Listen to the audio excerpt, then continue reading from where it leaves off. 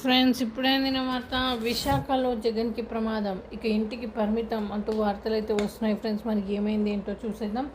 Friends, వివరాల్లోకి వెళ్ళే ముందు దయచేసి లైక్ చేసి, షేర్ చేసి, సబ్స్క్రైబ్ అయితే చేసి మరిన్ని లేటెస్ట్ అప్డేట్స్ కోసం బెల్ ఐకాన్ అయితే క్లిక్ చేయండి. ఫ్రెండ్స్, అయితే విశాఖ పశ్చిమ నియోజకవర్గ వైసీపీ రాజకీయం ఆ పార్టీ వారికి అంతుపట్టడం లేదంట.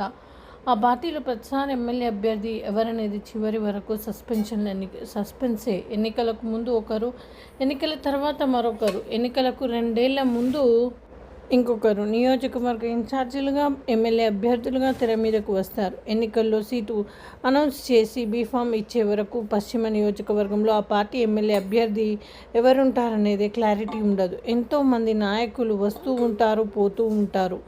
మొదటి నుంచి ఉన్న వాళ్ళు కూడా పార్టీ కోసం కోట్లు ఖర్చు చేసి కనుమరుగు అయిపోతూ ఉంటారు.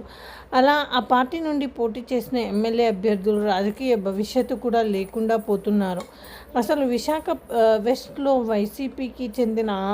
వైసీపీకి ఆ పరిస్థితి ఎందుకు వచ్చింది? విశాఖ పశ్చిమ నియోజకవర్గం వైసీపీ నాయకులపై పగబట్టినందున అభిప్రాయం ఉంది. 15 ఏళ్లుగా గెలుపు కోసం ఎదురు చూస్తున్న ఆ పార్టీ అక్కడ విజయం అందరి ద్రాక్ష పండులాగానే మిగిలిపోయింది.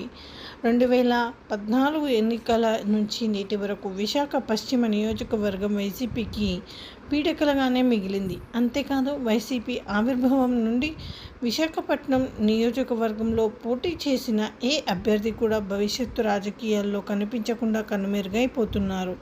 ఇన్నేళ్లుగా ఎంతోమంది నాయకులు విశాఖ పశ్చిమ నియోజకవర్గం ఇన్ఛార్జీలుగా, ఎమ్మెల్యే అభ్యర్థులుగా బాధ్యతలు తీసుకొని ఎన్నికల్లో పోటీ తర్వాత కనిపించకుండా పోతున్నారు. ఇప్పుడు వరకు వైసీపీ నుండి పోటీ చేసిన ఏ నాయకుడు ప్రస్తుత రాజకీయాల్లో కీలకంగా వ్యవహరించడం లేదు. నియోజకవర్గ ఇన్ఛార్జీలు బాధ్యతలు నిర్వహించిన ఎవరు కూడా పొలిటికల్ స్క్రీన్పై కనిపించడం లేదు.